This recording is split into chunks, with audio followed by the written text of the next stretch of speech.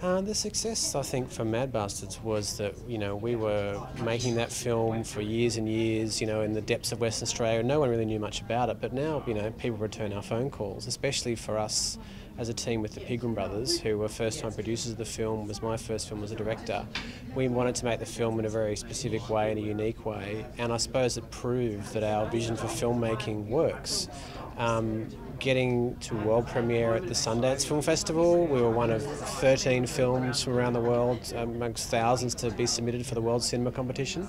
So once you're at that level, it just gives you a fantastic platform to be able to talk about future projects, and it's a great sense of what we did was valuable. It's validated your whole process, and you realise that when you see the other films that are in that section, you think we belong here, and it gives you a fantastic sense of, I suppose, value for the work you've put in.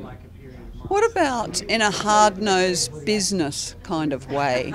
I mean, is it possible to make some comments about the kind of returns you get from overseas and the kinds of returns you get from Australia?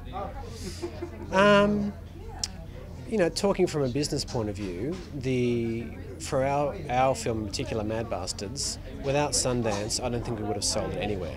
It's a very, it's a film that is, I suppose the distributors call it a niche film, and for us to actually have that kind of positioning as part of Sundance, which is a globally recognised A-list festival, means that buyers take an interest, other festival programmers take an interest, and all of a sudden your film has a life and potentially a market that you would otherwise normally have, and that goes for our film 10 times over, because it is a film that is I think going to be edgy and challenging, which is the film we wanted to make, but they're the ones that buyers are nervous of. But when they see that screening as part of Sundance or so forth, they think, oh, it must be good, we'll have a look at this. So we managed to make sales in the States, and we actually opened in America before we opened in Australia. So for a little film about blackfellas selling to IFC films in America, that was a pretty big achievement for us. There's a huge value to Australia as a country for the international success of films. I mean, I feel like what it does, and I find this from personal experience, is that it validates our stories and it gives us a confidence to tell those stories. And every time a film, like any of these films here today, gets selected at that level, it tells us it's okay to tell these stories. We want more, we're interested, and this is what we want to see. Ultimately, every human being on the planet can relate to a universal story, can relate to a movie that moves you, makes you laugh, makes you cry, makes you compelled.